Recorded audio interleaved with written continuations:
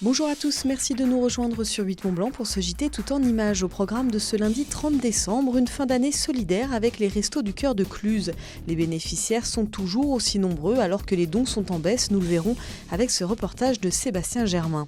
Une fin d'année gourmande aussi avec la série de la rédaction qui nous emmène au Chabichou, un établissement emblématique de Courchevel.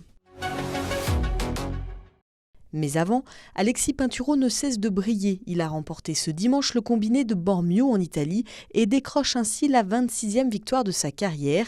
Il est le skieur en activité le plus victorieux en Coupe du Monde. Alexis Pinturo prend donc la tête de la Coupe du Monde de combiné et se hisse à la 3e place du classement général. Le skieur de Courchevel, qui a rassuré sur sa santé après s'être blessé aux adducteurs, demeure plus que jamais le favori pour le Gros Globe. On l'écoute. C'était pas facile, surtout qu'après Alta Badia, on n'était vraiment pas sûr de venir ici. En fin de compte, on a décidé de venir. Le Super G était loin d'être évident. Et puis ça s'est bien passé. Et le Super G, finalement, a été très important aujourd'hui en plus. Ce qui est important aussi, c'est de sentir en forme. Comment ça va se passer pour vous, Zagreb, Madonna, Dalboden?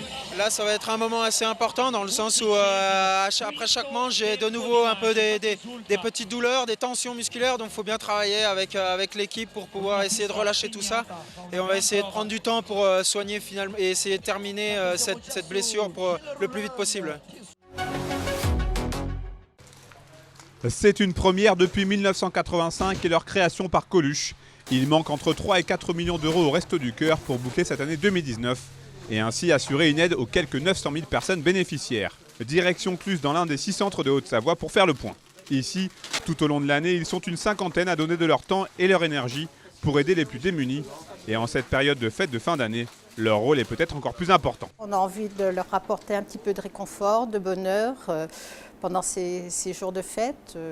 Aux plus démunis, aux personnes qui sont qui ont des problèmes, voilà. Donc c'est apporter surtout beaucoup de bonheur. Ils sont contents qu'on les rencontre pour leur apporter quelque chose, ne serait-ce que la nourriture ou même des jouets, parce qu'on a eu une distribution de jouets pour les enfants. Je me rends compte que les gens sont contents de nous voir ici, qu'on s'investisse pour eux, ils sont heureux, donc ça nous apporte aussi un peu de bonheur. Ce vendredi-là, c'est jour de distribution. Les personnes inscrites dans le fichier viennent chercher de quoi égayer quelque peu leur fin d'année. Et une fois de plus, le local ne désemplit pas. Une fréquentation qui est beaucoup plus importante que l'été, où on a des variations parce que les gens, comme je vous le disais, se débrouillent, ont les moyens de faire un petit jardin. Donc de temps en temps, ils ne viennent pas à toutes les distributions. Là, en hiver, ils sont très, très réguliers. Ils sont pratiquement là à toutes les distributions. Avec un nombre de personnes dans le besoin toujours plus croissant, ces 3 à 4 millions d'euros qui manquent à l'échelle nationale sont donc une bien mauvaise nouvelle. La grande majorité des dons rentraient courant décembre. Or, là, on a tous connu le climat morose de ce mois de décembre. Donc, je pense que c'est une des explications. Et puis, le deuxième point aussi, si vous voulez, c'est quand même une désinformation qu'il y a eu sur le système de défiscalisation. Donc les personnes ne savent pas quand c'est qu'ils vont pouvoir récupérer la partie défiscalisée et ça peut jouer. Les Restos du Cœur comptent encore et toujours sur la générosité des Français. Et en plus des dons financiers, vous pouvez bien entendu continuer à leur donner vos denrées alimentaires. Nous ouvrons donc notre série de la semaine. Elle nous emmène en station à Courchevel. Depuis les années 60, le Chabichou s'est imposé comme un hôtel-restaurant incontournable du village. Il a aujourd'hui fait peau neuve dans les mains de nouveaux propriétaires. Retour ce soir sur son histoire, avant de partir demain à la rencontre du nouveau chef du restaurant avec Victoria Lopez. À Courchevel, c'est une institution. Depuis 1963, le Chabichou surplombe les pistes de la station. La fameuse façade blanche fait partie de l'histoire et de la renommée du village. La famille Rochdy, à la tête de l'établissement depuis sa création, a vendu son chalet en 2018 au groupe lyonnais Lavorel. On a repris les chambres, une par une, on a tout dégarni et tout reconstruit. 41 chambres au total. On a refait le gastronomique, donc le restaurant, la boulangerie, le spa. On a refait également le ski shop. La volonté était vraiment d'amener une touche personnelle, mais de conserver la valeur du Chabichou. Parce que le Chabichou, c'est quelque chose qui est connu à l'international. Il ne faut pas se voiler la face. Vous voyagez, vous demandez, ou alors vous dites Chabichou, Courchevel, tout le monde connaît. Voilà. Et ce que l'on veut surtout, c'est qu'on n'oublie pas cette histoire. Après 8 mois de travaux de rénovation, l'hôtel, qui compte désormais 5 étoiles, a rouvert ses portes mi-décembre. Il est atypique en ce sens que c'est peut-être un des derniers établissements, malheureusement je dirais, qui reste vraiment familial.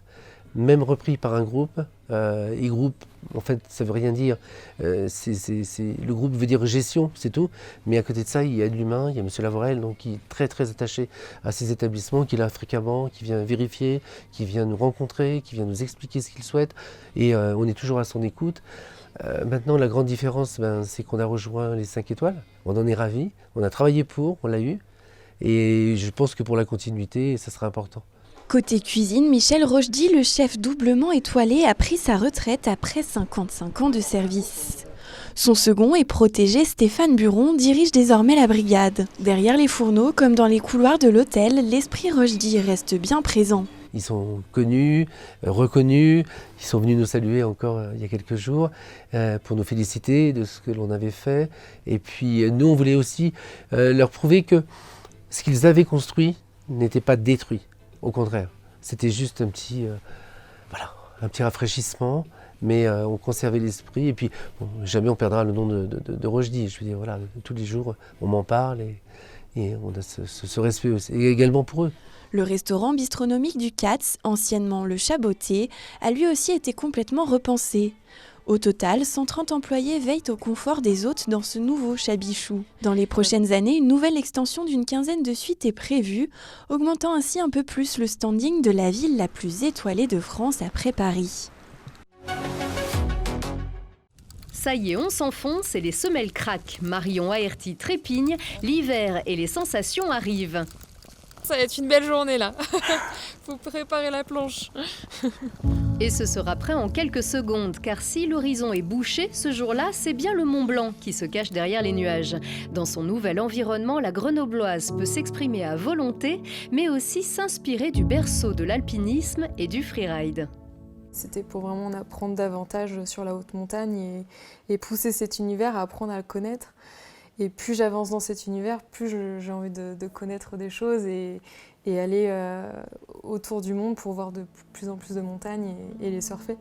Aller toujours plus loin, comme dévorer les pages d'un livre sans fin. Elle est comme ça, Marion, curieuse insatiable, déterminée à explorer au maximum sa passion viscérale pour le freeride. Un univers qui l'avait happée dès ses premières glissades sur les pistes de Champs-Rousses. Un univers où la native d'Alsace avait trouvé refuge à l'adolescence. Un univers où elle s'impose sa vision bien à elle de la gagne. J'ai pas un esprit de compétitrice à la base. Je suis championne du monde de snowboard parce que j'ai voulu me réaliser, j'ai voulu me pousser au maximum, mais j'ai jamais voulu écraser les autres à être demain je veux être la meilleure de toutes ces nanas.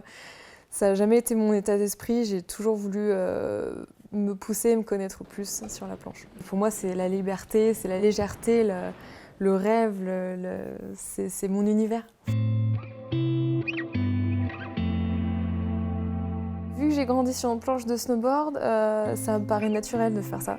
C'est rigolo, par exemple les citadins, les Parisiens me posent beaucoup cette question, pourquoi je prends ces risques? Sauf que pour moi, me balader dans les rues de Paris, c'est autant risqué de me promener dans ma montagne. Chacun a un avis subjectif sur l'appréhension des risques. Mais Marion Aerti n'est pas une tête brûlée et dans les hauteurs de Chamonix, elle affine son approche d'une nature montagnarde de toujours plus forte.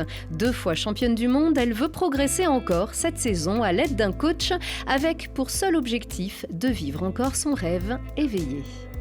C'est mettre des choses en place pour pouvoir perdurer dans le temps et réaliser des nouveaux projets, des nouvelles performances, des nouvelles sensations, des nouvelles connaissances.